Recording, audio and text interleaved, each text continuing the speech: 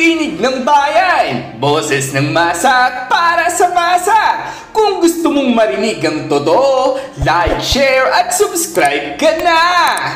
Magandang araw mga katinig ng bayan! Welcome back sa ating channel kung saan lagi tayong nagha-highlight ng mga isyong mahalaga para sa ating bayan. Ngayon, isang mabigat at mainit-init na balitang araw ang pag-uusapan natin tungkol sa sinabi ni Justice Secretary Jesus Crispin Poying Remulla. Ayon kay Remulla, tila wala raw hawak na ebidensya ang DOJ pagdating sa mga drug war cases. Walang DNA, walang ballistics, walang crime scene evidence. May binanggit pa siyang salitang destroyed pero hindi raw niya idinetalye. Sabi ng ilan, baka ito raw ang dahilan kung bakit parang ipinapasa ng Pilipinas ang bola sa ICC o International Criminal Court. Totoo ba ito? Ano ba ang complementarity na sinasabi nila? At anong epekto nito kay dating Pangulong Duterte? Tara, himay-himayin natin ito. Basahin natin itong parte na sinabi sa pages ni Attorney Trixie sa Luminous page. Did the DOJ just admit the lack of evidence in the drug war cases? Secretary Remulla says they have nothing. No DNA, ballistics, crime scene, nothing. There is mention of the word destroyed, but he does not elaborate. Dagdag pa raw ni Remulla, ito raw ang rason kung bakit parang ipinapasa ang kaso sa ICC.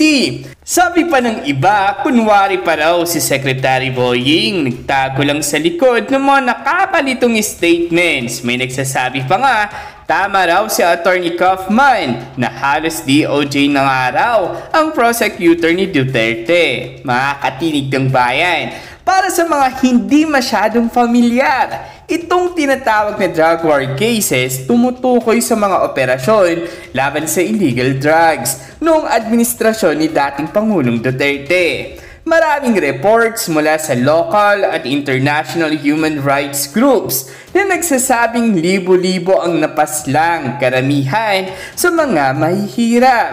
Kaya naging malaking issue ito hindi lang sa Pilipinas, kundi pati internationally. At dito pumapasok ang ICC kasi gusto nilang investigahan kung may nangyaring crimes against humanity. Sabi ni Secretary Remulla, wala raw ebidensya, walang DNA, walang ballistics test, walang crime scene evidence, lahat raw, nothing.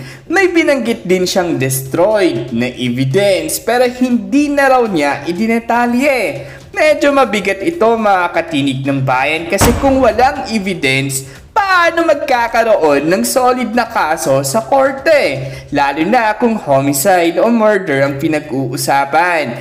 Pero may tanong dito, bakit walang na-preserve na ebidensya? Kung nagkaroon ng operasyon, dapat may documentation. O kung nasira man o nawala, kailan at bakit? Yan ang hindi malinaw sa statement nga raw ni Secretary Remulla. Kaya maraming nagdududa kung may tinatago ba o talagang walang record mula sa umpisa. Ngayon, ipaliwanag natin ang doctrine of complementarity na madalas nababanggit sa ilalim ng Rome Statute na treaty na bumuo sa ICC. Sinasabi na ang ICC ay pumapasok lang kapag hindi kayang investigahan ng bansa ang krimen, unable, o ayaw talaga ng bansa investigahan o parusahan ang mga responsable, unwilling. So kung sinasabi ni Remulla na wala silang evidence, parang sinasabi na rin niya na unable nga raw ang bansa na i-prosecute itong mga kaso. At kapag unable ang bansa, pwedeng pumasok na ang ICC.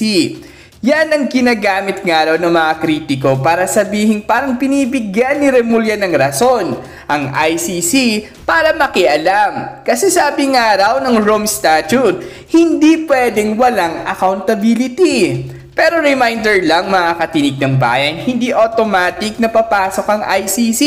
Kailangan pa rin ng sariling assessment nila kung may basehan. Isa pang malaking tanong, bakit raw walang evidence? Mula 2016 hanggang 2022, napakaraming operation. Paano walang ballistics test? Wala bang autopsy reports? Wala bang crime scene photos? Minsan, ang explanation nga raw ng PNP noon ay nanlaban daw ang mga suspects, kaya hindi na raw kailangang mag-imbestiga further. Pero sa legal process, kahit nanlaban, dapat may documentation. Ngayon sabi ni Remulla, destroyed daw ang ilan. Bakit na-destroy? Nasira ba? Sinadya bang itago? Hanggang ngayon, walang malinaw na paliwanag. At yan ang ginagamit ng mga kritiko para sabihin baka may tinatago. Mga katinig ng bayan, syempre, hindi mawawala ang politika dito.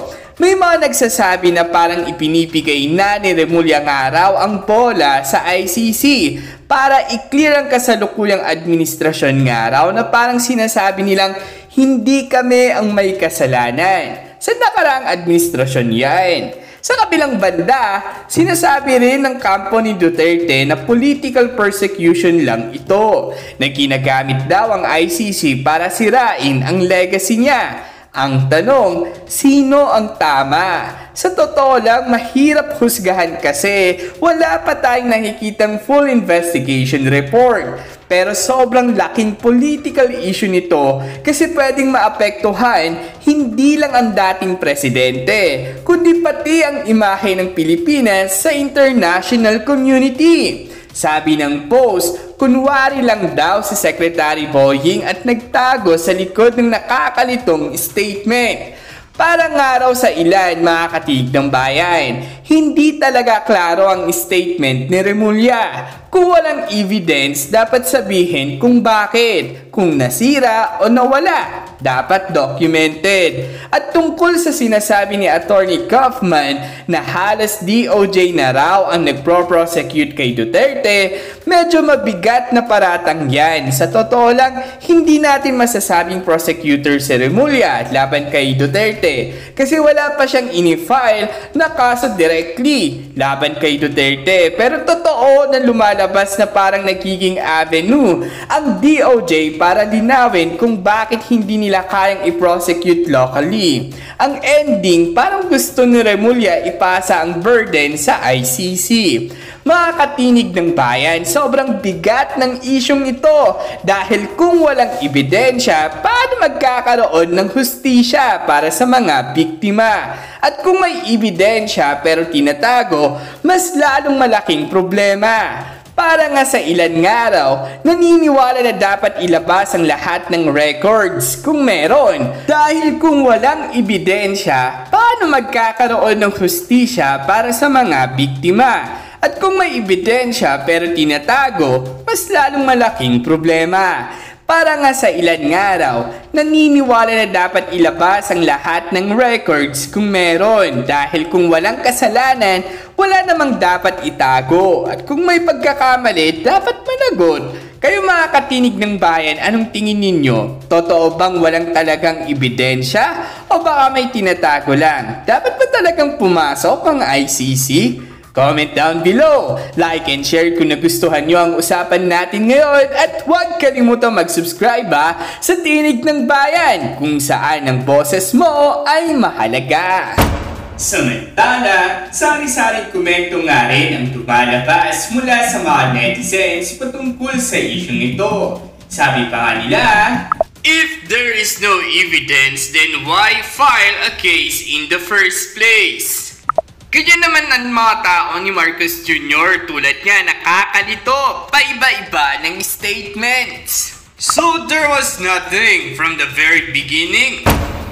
At dyan nagtatapos ang usapan natin ngayon. Kung may gusto kang idagdag o reaksyon, i-comment mo lang sa baba. Boses mo'y mahalaga. Huwag kalimutang i-like, share, at subscribe para sama-sama nating palakasin ang Tinig ng Bayan. Hanggang sa susunod, tandaan, ang may alam, may laban! Awesome!